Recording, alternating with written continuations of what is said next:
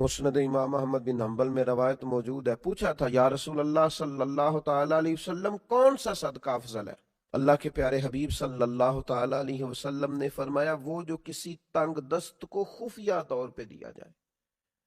बंदा तंग दस्त है, मजबूर है, जरूरतमंद है, लेकिन उसे छुपा कर दिया जाए तो ये सबसे अफजल सदका है। मुस्नद अहमद में भी और तबरानी में भी ये रवायत मौजूद।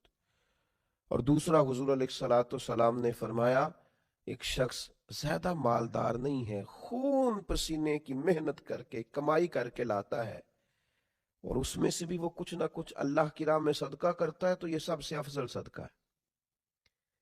ये भी सबसे अफजल सदका है अगर वो किसी को देता है, लेकिन खुफिया तौर पर, थोड़ा सा छुपा कर, लोगों की इज्जत का ख्याल करके।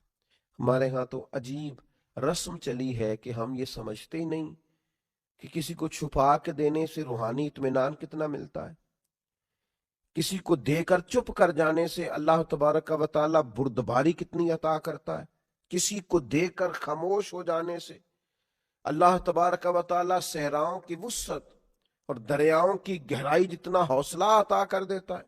इंसान अपने छोटे से कालब के अंदर, अपने दिल के अंदर कितनी वुसअत महसूस करता है। उसने अल्लाह के बंदे को दिया है और फिर वो खामोश हो गया, फिर उसने अजर अपने अल्लाह पे छोड़ दिया है, उसने फिर जजा अपने मालिक से लेनी है, ये इरादा कर लिया। ये चीज इंसान को ताकतवर करती है, ज़हनी तौर पर, कल्बी तौर पर, फिक्री तौर पर उसे मजबूत कर देती। आप देखिए, ये हदीस भी मुस्नद अहमद में और तिरमिजी में हजरत अनस बिन मालिक रदी अल्लाह तआला अन्हु से मरवी है।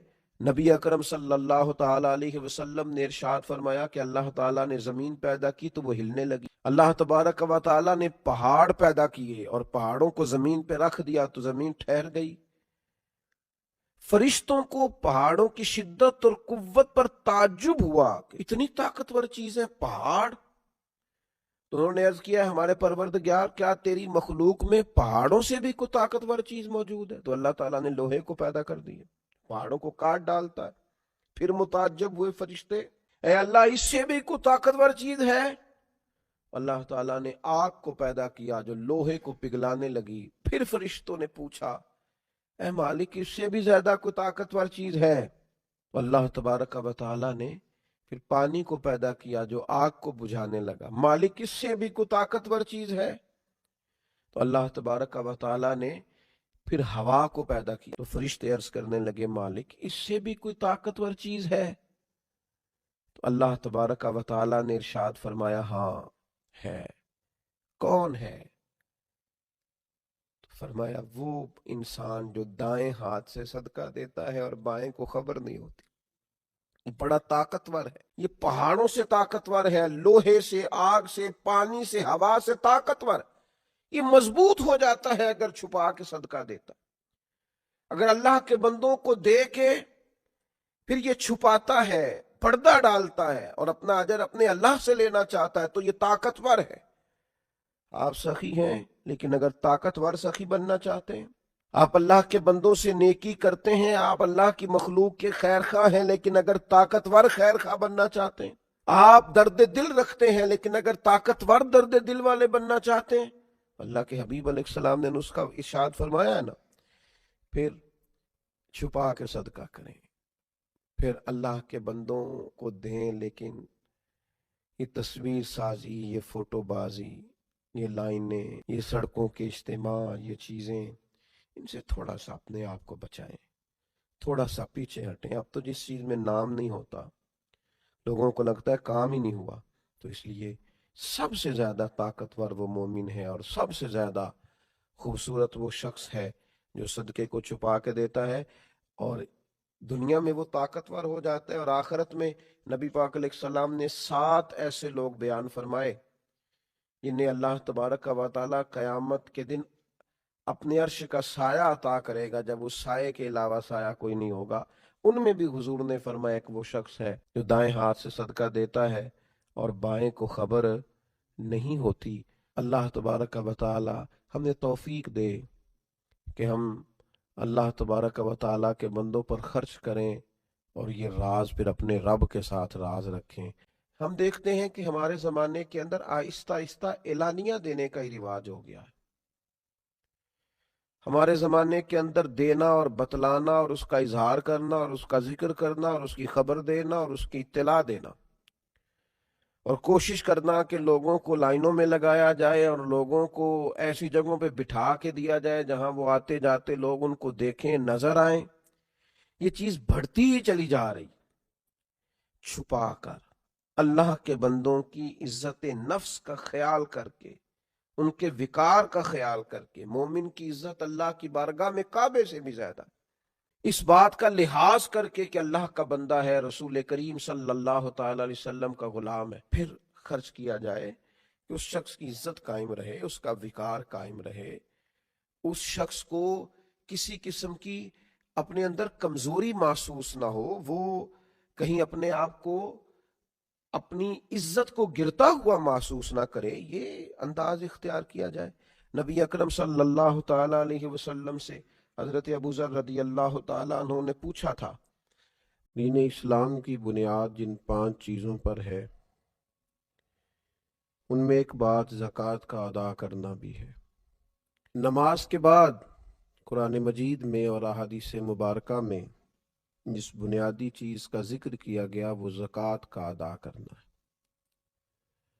اللہ تعالیٰ نے فرمایا وَأَقِیمُوا الصَّلَاةَ وَآتُوا الزَّکَاۃَ، نماز قائم کرو اور زکوٰۃ ادا کرو، وَارْکَعُوا مَعَ الرَّاکعِینَ، رکوع کرو رکوع کرنے والوں کے ساتھ۔ یہ جو زکوٰۃ ہے، یہ جو صدقات ہیں، یہ اپنی معنویت اور اپنے حسن کے لحاظ سے معاشرے کے اندر ایک عجیب سی خوبصورتی پیدا کرتے ہیں۔ امیر کا غریب کے ساتھ محبت کا رشتہ قائم ہوتا ہے، ضرورت مندوں کا اہل فضل کی طرف رجحان اور ان کا پھر غریب پروری کرنا معاشرے کے اندر حسن کو، اخوت کو، بھائی چارے کو فروغ دیتا ہے۔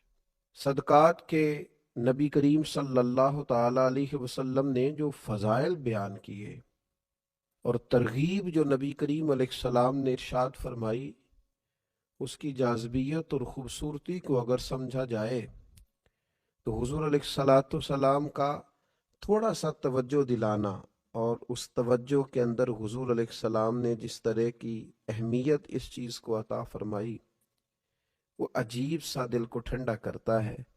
اللہ کے حبیب علیہ السلام نے ارشاد فرمایا کہ یہ جو صدقہ ہے یہ تو برے خاتمے سے بچا لیتا ہے۔ اتنی بڑی بات، اتنا بڑا اجر، یعنی انسان کو سب سے زیادہ جس بات کا ڈر ہوتا ہے وہ یہ ہوتا ہے کہ اختتام کہیں برا نہ ہو جائے۔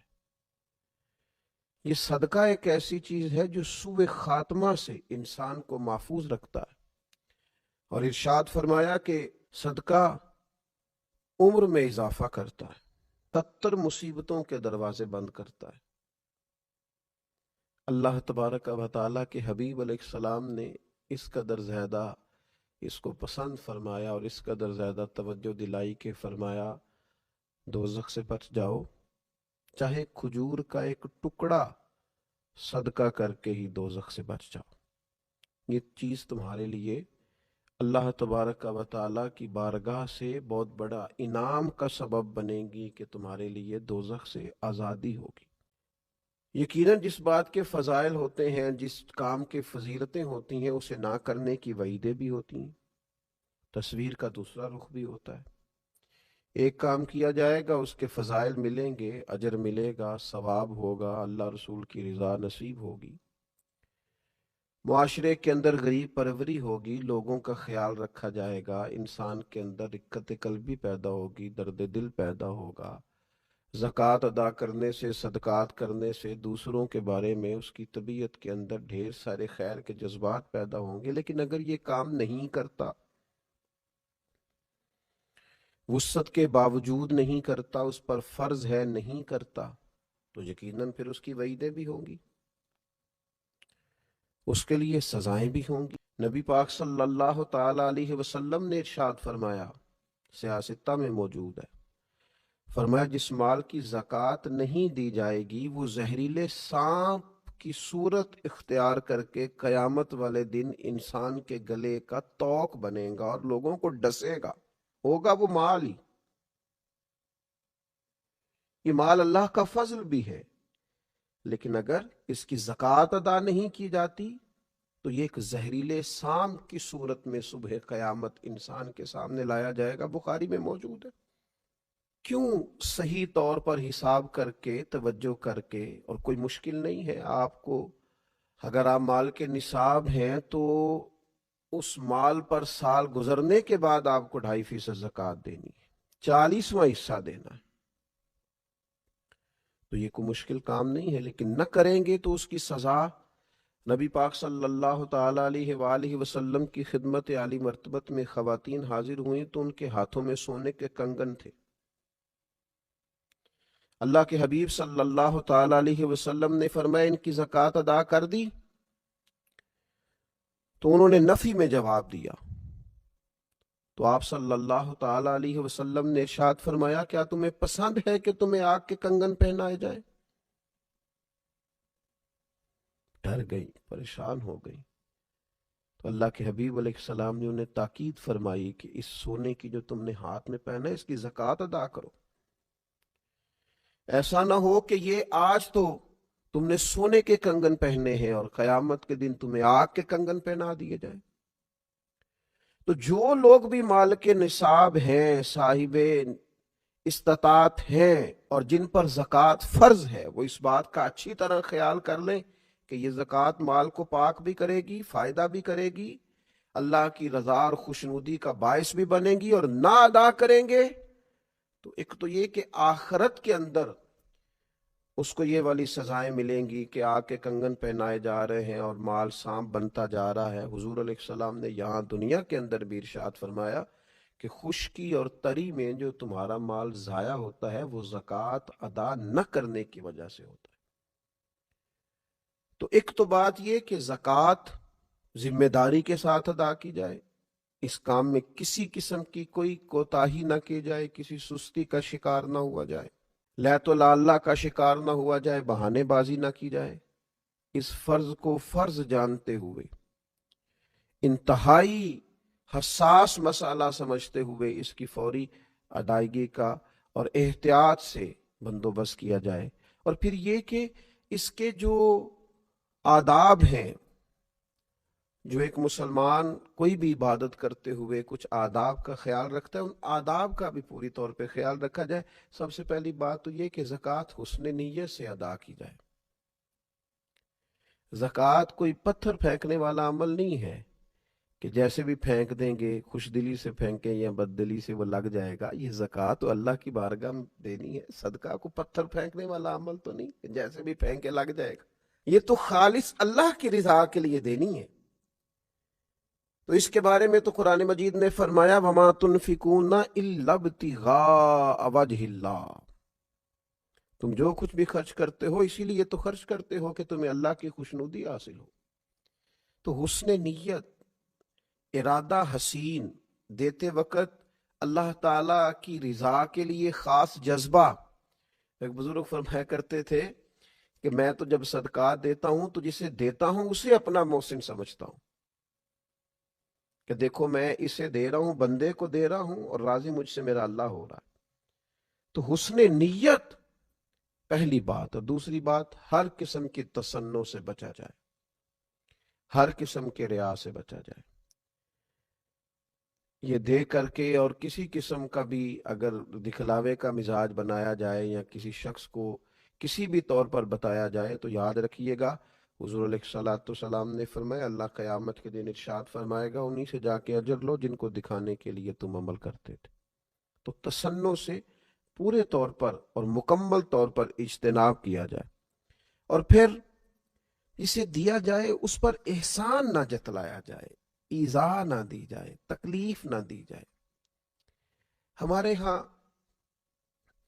جس طرح سے لوگ کہتے ہیں آپ ابھی آ گئے، تو میرے سونے کا ٹائم تھا، کل آئیے گا، پرسوں پتہ کر لیجئے گا، ہاں میرا ارادہ بن گیا ہے، آپ صبح وقت پر آ کر لائن میں کھڑے ہو جائیے گا۔ اللہ تعالیٰ نے جب آپ کو دیا ہے تو اس طرح تھوڑی دیا ہے معاذ اللہ۔ آپ ایذا نہ دیں، تکلیف نہ دیں۔ وہ کسی نے کہا تھا کہ لوگوں کو ملا ہے تو مقدر سے ملا ہے، ہم کو تو مقدر بھی تیرے در سے ملا ہے۔ تو اللہ نے جب دیا ہے تو کرم سے دیا ہے، تو جب یہ ذہن ہو کہ مجھے کرم سے ملا ہے تو پھر دیتے وقت تکلیف نہ دی جائے، اذیت نہیں دی جائے۔ قرآن مجید نے فرمایا یا ایھا الذین آمنوا لا تبطلوا صدقاتکم بالمن والعطا، اے ایمان والو احسان جتلا کر اور ایذا دے کر اپنے صدقات کو باطل نہ کر لینا، اپنے صدقات باطل نہ کرو، احسان جتلا کر اور دل آزاری کر کے، ایذا دے کر، ان کو ضائع نہ کرو، باطل نہ کرو۔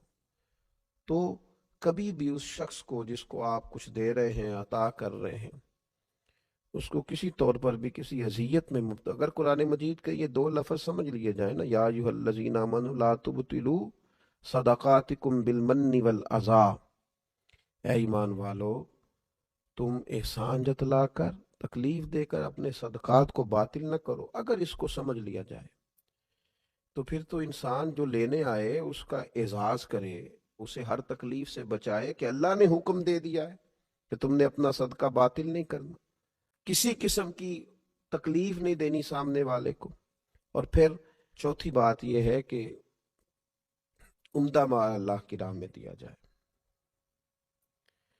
اچھی چیز اللہ کے حضور پیش کی جائے، مالک کی بارگاہ میں پیش کی جائے تو پھر خاص چیز پیش کی جائے۔ جو لوگ محبوب کو تحفہ دیتے ہیں وہ بڑا قیمتی تحفہ خرید کے لاتے ہیں، اور پتہ ہے بڑا قیمتی ہے، پھر بھی اس کو سجاتے ہیں، سنوارتے ہیں، کسی خاص جگہ پہ اس کو پیک کرتے ہیں، اس کے اوپر پھول لگائے جاتے ہیں، بڑے حسین انداز میں اپنے پیاروں کے لیے تحفے بھیجے جاتے ہیں، گلدستے منگائے جاتے ہیں، یہ میرے استاد ہیں، یہ میرے بھائی ہیں، یہ میری محبت کی جگہ ہے۔ لوگ بڑے اعزاز کے ساتھ تحفے روانہ کرتے ہیں تو اللہ کے حضور پیش کرنا ہے، رب رسول کی رضا کے لیے دینا ہے۔ تو قرآن مجید نے کہا لن تنالوا البر حتی تنفقوا مما تحبون، تم ہرگز نیکی کو نہ پہنچو گے جب تک اپنی محبوب چیز راہ خدا میں خرچ نہ کرو۔ ایک شاعر نے بڑی خوبصورت بات کی تھی، اگرچہ اس نے نقشہ تو کربلا کا کھینچا ہے، لیکن اس نے کہا تھا لاش اکبر دی ویکھ حسین کیا، گل یار دی گلو نہیں لائی دیے، دائم سونے محمد دے نام اتوں سونی چیز ہی وارنی چاہی دیے۔ دیکھو ان کے نام پہ دینے لگے ہیں تو پھر ہم نے کس طرح کے نگینے دیے ہیں، کس طرح کا حسن دیا، کیا کچھ نکال کے پیش کر دیا۔ دھرتی نے ایسے لوگ نہ کبھی پہلے دیکھے نہ کبھی بعد میں دیکھے گی۔ تو عمدہ مال پیش کیا جائے، اور پھر یہ بھی یاد رکھا جائے کہ اللہ پاک ہے اور پاک چیز کوئی قبول کرتا ہے، ہمیشہ حلال اور طیب ہی اس کی راہ میں پیش کیا جائے۔ اور آخری گزارش یہ ہے زکوٰۃ دینے کے معاملے میں کہ پھر یہ ماحول نہ بنایا جائے کہ میں بانٹوں گا تو لوگوں کی نظریں اپنے شکر گزاری لوگ میری کریں گے، اور بہت سارے لوگ ایسے ہوں گے جو میرے سامنے نظریں جھکاتے ہوئے گزریں گے۔ فرمایا انما نطعمکم لوجہ اللہ لا نرید منکم جزاء ولا شکورا، وہ تو تمہیں محض اللہ کی خوشنودی کے لیے کھلاتے ہیں کھانا، نہ تم سے وہ کوئی بدلہ چاہتے ہیں اور نہ یہ کہ تم ان کی شکر گزاری کرو۔ اللہ کے بندوں کی تو شان یہی ہے